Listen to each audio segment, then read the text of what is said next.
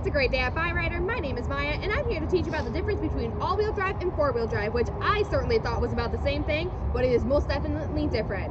All-wheel drive is a great fit for everyday, all-weather conditions, light off-roading, and even certain kinds of performance driving. As well as its most apparent advantage is that the driver is not required to do anything to engage the system. However, there are two different types of all-wheel drive systems, full-time and part-time. Full-time all-wheel drive continuously motivates all four tires, while part-time all-wheel drive usually remains in just the front-wheel drive or rear-wheel drive until more traction becomes necessary. Four-wheel drive is a better choice for taking on heavier workloads and traveling over challenging terrain. Unlike all-wheel drive systems that activate automatically, the driver typically must engage four-wheel drive with a push of a button or a pull of a lever. Vehicles with four-wheel drive inspire confidence in even the most adverse driving conditions. They are ideal for travel over treacherous terrain or providing holding power needed to tow trailers, boats, and even machinery.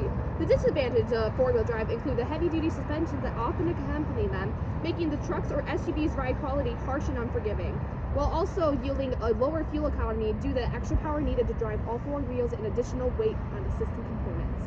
So, if you're interested in finding out whether a four-wheel drive or all-wheel drive is right for you, give us a call at 920-204-0300 or stop in today at 44 North Rolling Meadows Drive in Fond du Lac, Wisconsin. Find out how you can take home one of these beautiful vehicles.